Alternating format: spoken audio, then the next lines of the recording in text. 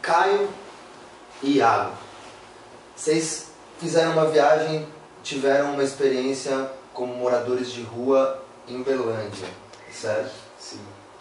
Como vocês se conheceram, como surgiu essa ideia e qual a motivação de vocês para ter esse tipo de experiência? Então, a gente se conhece faz muito tempo. A gente estudou juntos, fez ensino fundamental junto, na Escola Frei Eugênio, aqui de Uberaba. Só que lá a gente não era tão amigo, a gente era colega, conversava direto. Aí ensino médio, os caminhos se separaram, né? Por Cefet, fez no Minas. E depois a gente se reencontrou na faculdade. Aí eu já prestei para fazer geografia, o cara estava fazendo serviço social. E aí a gente se tornou amigo de verdade mesmo, com esse tempo. E aconteceu muita coisa, né? Desde que a gente entrou na faculdade, enfim. Foi a ideia foi numa mesa de bar que a gente estava conversando sobre a vida em si. Filosofando, filosofia de bar. Aí a gente surgiu a ideia de vamos fazer uma aventura, tal, uma coisa diferente que rompesse com o cotidiano que a gente tinha aqui na cidade, alguma coisa do tipo. E a gente falou que a gente podia passar um tempo como moradores de rua, né, para sentir na pele o que a pessoa que está vivendo na rua sente. E na hora ali tinha mais gente no bar com a gente, tal. O pessoal meio que riu, zoou, só que a gente continuou conversando disso no mesmo dia e tal. E tá muito convicto, a gente falou, vamos. E fomos conversando, assim, vendo como é que seria. E acabou que a gente foi. Mas foi um momento que a gente estava meio de revolta da vida, querendo sentir o que o outro sente, ter uma maior sensibilidade humana, né? Uma coisa mais ou menos desse tipo. Esse ano de 2014 aconteceu muita coisa, muito intensa, sabe? No início do ano, aqui na UFPM, houve a ocupação. E essa vivência, essa experiência, sabe, me colocou em xeque com vários valores que eu tinha, sabe? O relacionamento que eu tinha com as pessoas, o relacionamento com o espaço, com o ambiente da faculdade, porque ele se tornou minha casa, minha família, os meus amigos. Aquilo foi muito intenso todos os dias, todos os dias. Depois disso, eu tive experiência em Sacramento, foi um festival de agroecologia. E depois, as eleições para mim, sabe, foi uma bola de neve de muita intensidade, de muitos acontecimentos. E a gente conversou sobre isso. É uma coisa que eu já imaginava fazer um dia, mas não tinha nada concreto, por quê, como fazer. E o cara comentou isso um dia comigo. Eu falei, não, mano, tenho vontade de fazer isso também. Vamos, isso aqui começou assim, sabe? Não foi uma coisa tão planejada, vai ser assim, por causa de tal coisa. Não teve um roteiro. Sim, teve vontade. Espontaneidade total. Sim. Foi tão espontâneo que até a escolha da cidade que a gente ia fazer a experiência foi assim, que cidade? Uberlândia. Não tinha um porquê de ser Uberlândia. Tinha várias outras aqui na região. O primeiro que a gente pensou foi Uberlândia e foi lá que a gente ainda pensou, tem alguns amigos lá, a gente pode tentar traçar um roteiro. Ainda tinha essa ideia, né? Mas no momento, não, para que roteiro? Roteiro vai ser o caminho, vamos seguir. E eu lembro que eu ficava muito na minha cabeça com a questão de me desprender de alguns valores que eu estava sendo contra, mas me via muito preso ainda, sabe? Tipo, materialmente mesmo. Porque ocupação e eleição, aquela luta contra essa ideia de classe, essa ideia de status. E a gente no ambiente universitário acadêmico, que isso está inserido de uma forma muito forte. E morador de rua, não tenho nada, o que eu vou ter? E foi nisso que eu pensei. E o que vocês levaram com vocês e tem mais uma experiência? Principalmente também que essa questão toda na universidade, na ocupação, aprendi muita coisa que eu não aprendi dentro da sala de aula, mas aprendi dentro da universidade.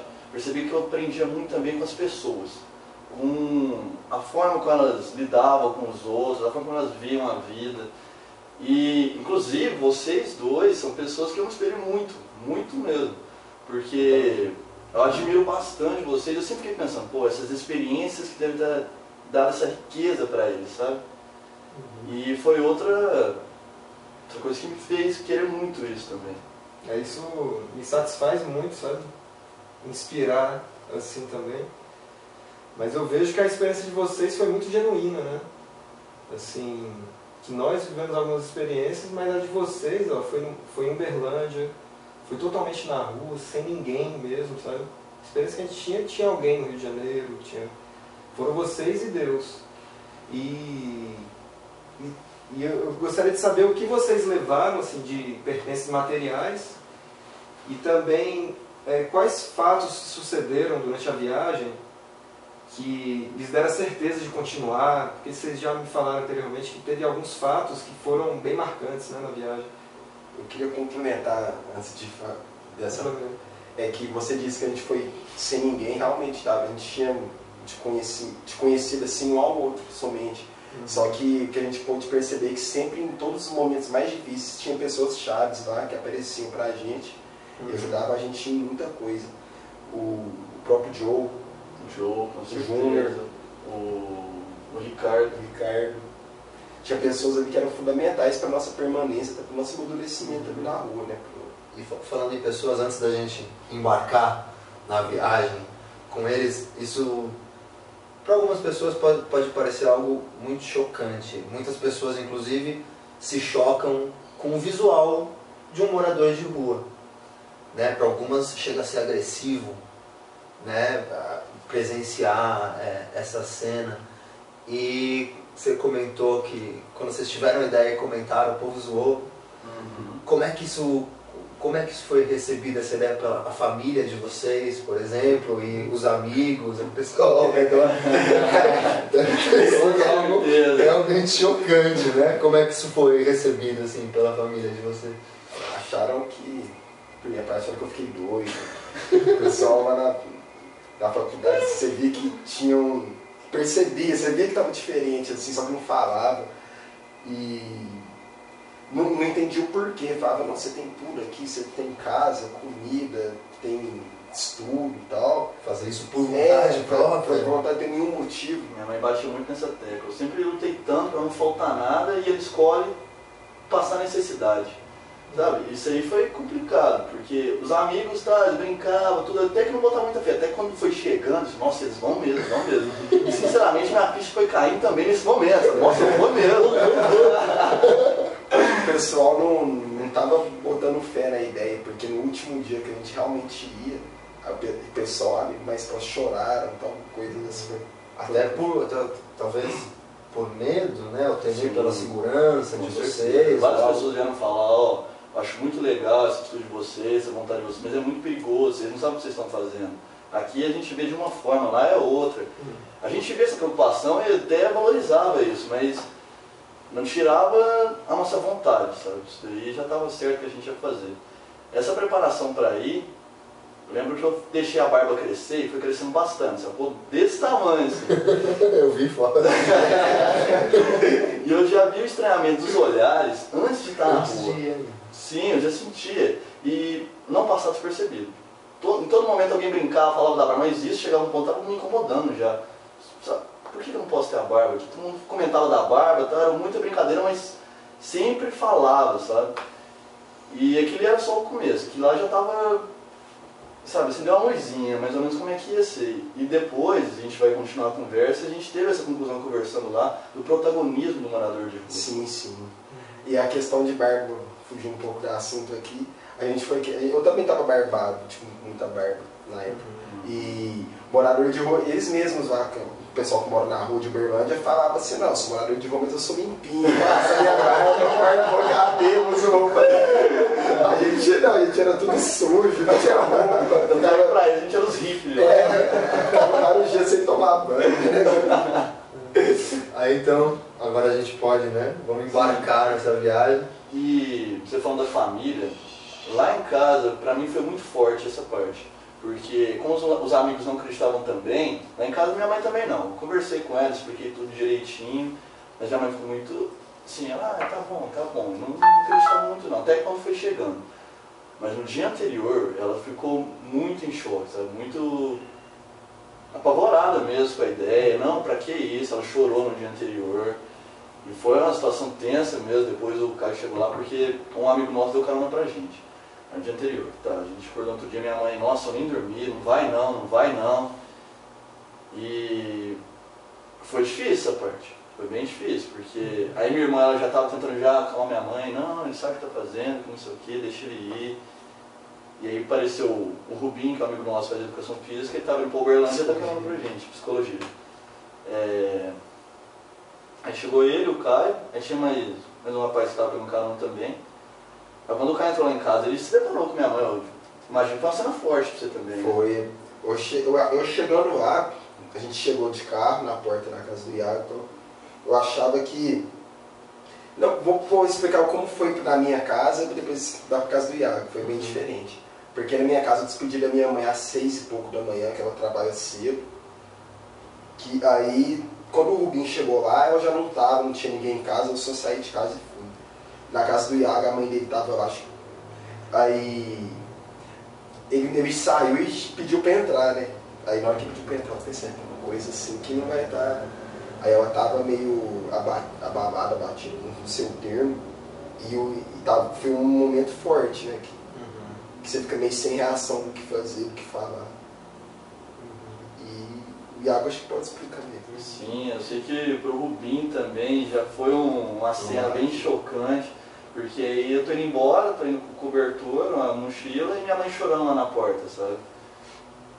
E aí a gente foi. No carro também, o outro rapaz estava lá com a gente também, ele olhando tudo aquilo assim meio desconcertado, o que está acontecendo? E aí a gente, como é que a gente ia, né? A gente ia chegar lá fazer o quê? Porque aqui, a gente conversou com alguns moradores daqui, eu falei, não, a vida na rua, eu tiro muito dinheiro, só que eu gasto tudo. O Léo, um morador aqui de Rua de Uberaba, e ele fala que ele chegava a tirar 5, 6 mil reais por mês. Só que o problema é que ele usava tudo, indo com droga. A gente ficou pensando, não, então isso aí vai ser tranquilo pra gente, a gente chegar lá e pedir dinheiro. Só que chegou no dia, tá? No dia anterior ainda tava aquele caindo na ficha. Fui lá na casa do Caio de madrugada, você lembra? Sim. Eu cheguei lá, mas aí o Caio estava muito empolgado, ele estava com energia. Nossa, cara, não tô acreditando, é amanhã. E aquilo lá também já me preencheu, sabe? Aquele receio que eu tava já me deu força. Nossa, é amanhã, cara, é amanhã. E como é que a gente vai fazer? A gente chegar lá e começar a pedir? Vocês saíram daqui já sem nenhum centavo. Não, a gente saiu com 15 reais, 20 reais, um saco de laranja e algumas bananas e um pouco de água. Aí o Rubinho, esse amigo nosso, ele deu carona pra gente até o posto 50, que é a metade do caminho de Uberlândia. Aí a gente parou nesse posto. O que a gente levou? Temos 2 mochilas, cobertor, uma bola, uma sacola com laranjas, bananas e 2 pães com queijo, além dos 20 reais. A história dessa bola é muito triste, a gente pensava nos momentos de ócio, bater uma pelada, um fute. Só que na parada pro 50 a gente comeu uma banana, saiu andando, na hora que a gente andou uns 2 pontos, a gente lembrou da bola, ficou lá no posto. Aí, enfim, né? Nossa, difícil, né? Aí... E vocês no meio do caminho então, nesse posto, no 50, vocês foram por conta para Uberlândia, daí pra frente, como é que vocês foram a pé? Sim, deixou a gente lá, aí finalmente, aí começou, sabe? Quando a gente desceu, já sentiu, pronto, é outra vida, é outra realidade. E a ideia de ir andando também até pra gente não chegar muito cru na cidade, né? Porque a gente vai andando, a gente pelo menos já vai estar sentindo que é a gente ali, a gente tem que ser ali e tal, a gente vai estar com uma outra mentalidade do que se a gente fosse parar diretamente na cidade. Você já chega cansado, com fome. Sim, sono. Já chega essa. E como é que foi esse percurso? Então, no posto, a primeira coisa que a gente fez, já que teremos outra vida, vamos adotar outros nomes. Foi até sugestão sua isso daí, para encarnar mesmo o personagem. E aí o cara já estava convicto do nome dele, né? Não tem um motivo especial, o Iago sabe e tal. Ariel, Zuko. Ariel eu pensei muito por ser um nome unissex, né? Questão de gênero, que eu estava vendo coisas na época e tal. Que era uma coisa que transcendia isso. Que não tinha sexualidade, que era ali o espírito. É um nome angélico até, né? Sim, angelical, né? Eu achei interessante quando o Caio falou disso, que ele falou Ariel e começou a explicar. E se é um ser que transcende essa noção de gênero, o que mais ele transcende, sabe? O que mais ele não se importa, sabe, com coisas tão triviais, tão pequenas. Eu fui escolher meu nome, eu tinha alguns nomes na cabeça também, eu gostava de Miguel, Rafael. Eu disse, não, mas não é isso ainda. Aí eu falei pro cara, não, vamos andando que eu vou matutando sobre isso daí, eu vou escolher o nome. Aí a gente andou um pouquinho, aí eu pensei em Davi, que se você inverter as sílabas, torna vida. Aí vida tem 1000 significados, né, 1000 sinônimos, que pra mim ainda colocaria vida. É amor, é Deus, água é vida, amizade é vida, e tudo aquilo, luz é vida. E era isso que, quando me apresentasse como Davi, era isso que eu queria passar para as pessoas. E foi Davi Prado, que é a marquinha do paeiro também. Paeiro ali. Nos momentos de óssea ali, introspecção. E foi interessante andar na estrada, porque assim, a estrada se tornou um lugar pra gente, sabe? Porque normalmente a estrada só é um meio entre dois lugares. Ali não. A gente começou a viver a estrada. E viver mesmo, porque passava carro para lá e para cá o tempo todo, só que aquelas pessoas observavam a gente, sabe? Tenho certeza que as pessoas passavam e faziam um pequeno comentário, pensavam, por que esses caras estão andando na estrada? Pois é, com esse cobertor nas costas, nesse calor bravo. Todos penteados, passava o caminhão, o cabelo... Mas o impacto que a gente já tinha na vida daquelas pessoas, que era uma coisa tão rápida, só o passar do carro, já era grande, sabe? E o impacto do olhar delas para com a gente também era grande. E aí foi viver a estrada. E a gente também parou num outro posto, Cachucha, a gente chamava aquele posto, tinha até anotado aqui também. No início, fazer uns escritos aí. bem no início, sabe? Porque depois eu correria. Mas enfim, aí foi no bar depois, a gente tomou a última cerveja. A última cerveja. Gelada. Perdi 3 fichas de sinuca por isso. Os R$20 indo embora, né? Foi embora isso daí. Pensei, aí, a sorte no jogo, azar no jogo, sorte na vida. Você tomou um brotinho. Comecei perdendo na sinuca. Aí gastamos R$5, sobrou R$15. Aí a gente seguiu caminhando. Aí a gente pensou em parar para almoçar, né? Foi. Aí a gente achou um lugar, foi até interessante esse lugar que a gente achou, porque vamos parar aqui, ó. Que é quando a estrada fazia sentir uma árvore sossegada, uma sombrinha, vamos comer aqui.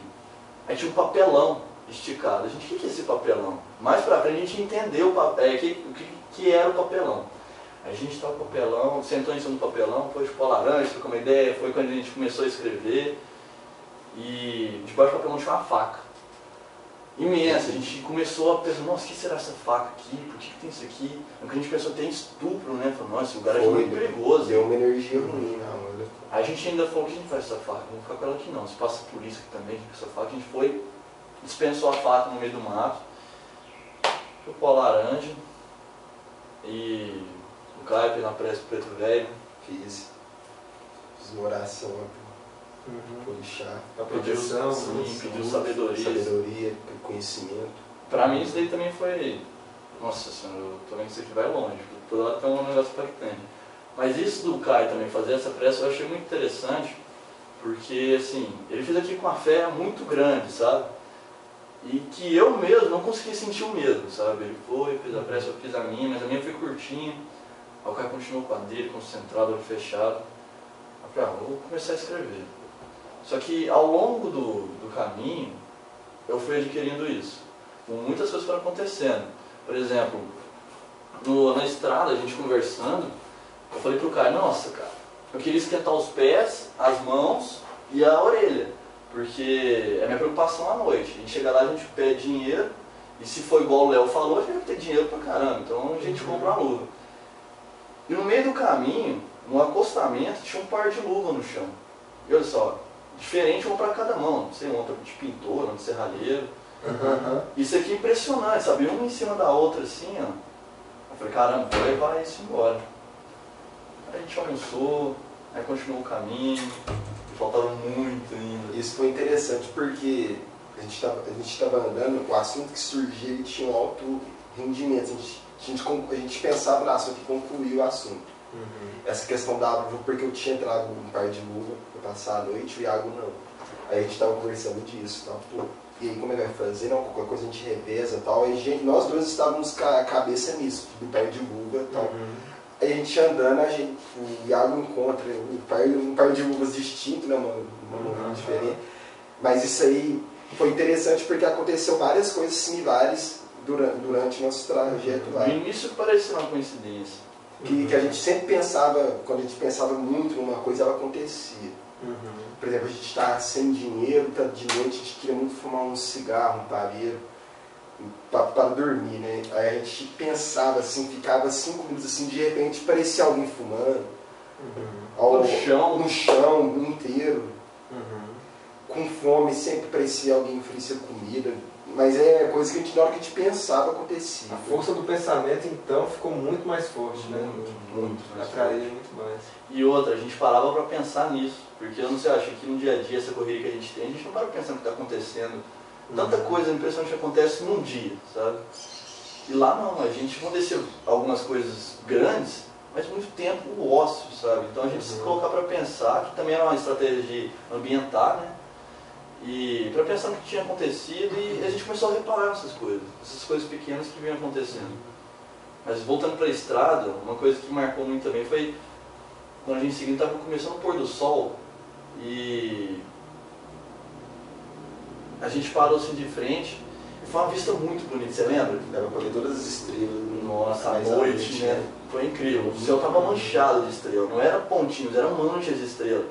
Eu fico viajando e ficar procurando constelação, sabe? Eu não estava achando a constelação do Escorpião, porque estava bem em cima. E estava muito nítido. Sim. Mas a vista era boa, mas o local que a gente estava não era bom. Isso foi no mês de agosto, né? De julho. Entre julho e agosto, na verdade. Final de julho e começo de agosto. As férias da faculdade, que quando da greve foi curtinha, né? 2 semanas. A gente falou, o tempo ideal pra gente fazer isso. E na estrada, no trecho que a gente foi andando, a gente, de certa forma, passou risco de vida, né? A todo momento, mas no primeiro dia foi o mais forte. Com certeza. Porque a gente chegou um momento que nós tínhamos andado cerca de 10 horas, já não tinha comida, já não tinha água, tinha 3 laranjas e 4 bananas, a gente pensou, e agora complicou. A gente deixou as laranjas pra gente só quando tiver sede, né, ter aquele líquido e tal, pra hidratar. Aí a gente pensou, não, vamos dormir. A gente foi pro acostamento, desceu, tinha um mato lá, tal, a gente foi deitar. Falha de planejamento nosso daí, porque a gente devia ter perguntado onde a gente parou, onde era o próximo posto. A gente pensou isso depois, falou, nossa, onde é que a gente vai dormir agora? E tava muito frio. Sem barraca? Sem barraca, só Sem com o nada. cobertor e as A roupas. gente forrou o chão, deitou. Colocou todas as roupas que tinha. Todas as roupas, tinha Próximo ao roupas. acostamento. Sim, a gente pegou um lugar que a estrada subia. Isso, que aí os carros não viam a gente. Então com medo de passar a polícia e levar a gente embora de lá, né? E aí a gente esticou o cobertor de cada um, colocou aqui e tal, a gente foi comer a banana, chupou a laranja, isso 9 horas da noite. Não, vamos dormir agora que aí passa rápido. Vocês não viam nem as luzes da cidade de Uberlândia? Não, só das estrelas. Que bom. Aí Aí, eu tava lendo aqui, hoje Vocês têm- foi até uma coisa que eu te... Olha lá. Caiu. Foi na hora lá que a gente sentou, ficou a imagem na minha cabeça daquilo. Bom, não sei se eu vou achar, mas enfim. Que era assim, a gente sentado, tava com a camisa amarrada na cabeça, eu lembro que eu tava aqui, a estrada ao fundo, o Caio aqui na minha frente, aquele céu estrelado, aquele tanto de farol passando. Eu só pensando, nossa, como é que vai ser amanhã? O que vai ser? que Não não tinha que já ser, era só agora. Vocês têm ideia, mas vocês caminharam de manhã até de noite, cerca de 10 horas, tem ideia de quanto vocês percorreram em quilômetros? uns 25. É, 25 a 30 quilômetros. Só que quando a gente foi dormir, gente, como já disse, umas 9 horas, deu 10h30, a gente estava com choque térmico. Tava tremedeira, não tava dando conta de pensar. E o barulho? Barulho, a gente, não sei que bicho que era, a gente deduziu que era rato e cobra. É, se tem rato, podia parecer cobra, né? Aí a gente acordou assim, eu acordei antes do Iago, O cara, olhava, eu ouvi É. o barulho. É, Não, cara, não tem nada não. Olha, ouvi de novo. sentindo meu É, senti me mexendo aqui. Eu, não, cara, relaxa, mano. Pô, cara, eu senti, velho.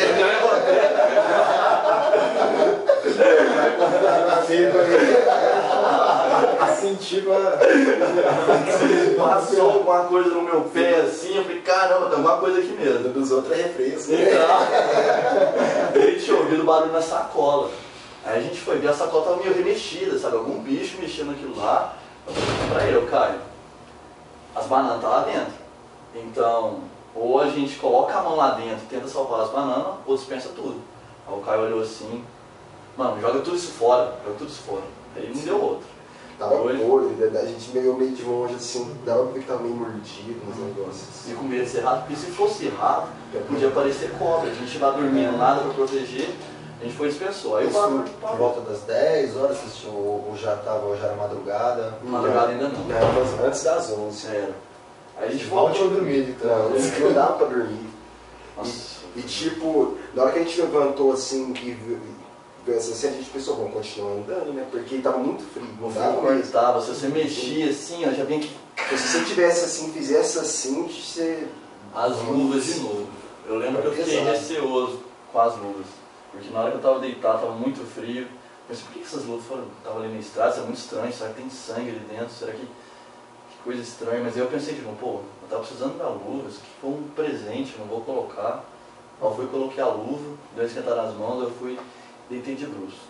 E a ideia era não mexer e ficava. Até que chegou um momento que eu falei, nossa, não dá mais.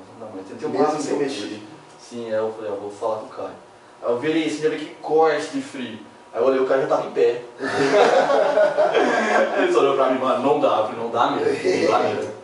Aí, A gente continuou andando. Aí a gente andou mais né? umas 3 horas, acho que era umas 2 da manhã. 2 da manhã. Aí eu tava quase desmaiando, eu tava assim, Zigue-zague. Aí eu pensei, não, mas eu vou me apoiar ali atrás, né, que o cara deve estar mais firme, pra eu ir, né, lá apoio, né, que eu tô mal. Ou aí pra trás o cara tá pior que eu tava caindo nas cabeças, assim. A única coisa que a gente tinha no carro era o farol chegando. Quando o farol chegava, a gente ia pro acostamento. Aí o carro passava, a gente voltava. Tava meio Fome, zigue-zague, frio, assim. fraco. no meio da estrada. Esse foi o principal momento de... O maior risco de vida que a gente passou foi nesse momento. Eu lembro que eu fiquei pensando, caramba, a gente vai ter que parar No de primeiro novo. dia. Eu vou falar com o Caio. Vocês chegaram a pensar assim, nem que por um segundo, olha onde é que eu me meti? Sim, com certeza. Nossa, agora a gente tá sentindo Será? É impressionante, porque a gente estava andando assim, na hora que começou a passar essas coisas na minha cabeça, eu acredito que do Caio também, né? De repente vem um caminhão assim e para, do nada. A gente nem pensa, por que esse cara parou? Tem alguma via ali que ele vai virar? A gente pensou nem carona nessas coisas. A gente chegou perto assim, aí o cara abriu a janela. Pra onde vocês estão indo? Lá pra Uberlândia. Eu entrei que eu vou dar uma carona pra vocês. A gente falou, nossa. Foi um anjo. Nossa. E faltava mais de 20 quilômetros ainda. A gente demorou o dia inteiro para dar 25, 30. E para dar mais 20 ia ser outro dia inteiro, só que a gente não tinha comida, né? E o outro posto era só daqui 20 quilômetros no finalzinho. Os 20 quilômetros finais. Assim, ninguém vai parar pra dar carona. Era Quando a gente quantas voltou, umas 2 da manhã. 2 da manhã. Ninguém vai parar pra dar carona. No início a gente até chegou a bater o dedo, depois a gente desistiu e foi andando. Só que aí, um cara que parou, ele valeu por 50, 100 que passaram, sabe? Valeu muito mesmo. Que aí a gente entrou e colocou até um arquinho pra gente. Foi, cara, a gente fina. E ele começou a conversar com a gente. Ele é Edilson, caminhoneiro. Começou a conversar com a gente, tinha 6 filhos. E um deles era Andarilho, Edilvan. Ele falou que se a gente encontrasse o Edilvan, falasse, ele deu carona pra gente. E o papo vai, o papo vem, ele falando que o menino tinha tudo, sabe, que nunca faltou nada, só que ele resolveu ser Andarilho, por escolha própria. E um dia ele achou ele, o caminhoneiro, então tem muito amigo caminhoneiro, ó, achei seu filho, ele tá aqui em tal cidade, ele foi lá, buscou o Edilvan, levou ele pra casa, ele ficou 3 meses e voltou. E a gente falava, não, mas isso é questão, costuma, tá saudade, não, costuma, então... Só que à medida que ele falava, dava a entender que ele dava carona na estrada para os andarilhos, ele falou que dava carona mesmo, quando via, na esperança de dar carona pro filho dele um dia. E isso já foi muito forte, sabe? Tudo que a gente passou à noite ali, aquele frio, fome, fraqueza, aquela declaração dele já compensou aquilo, sabe? Sentir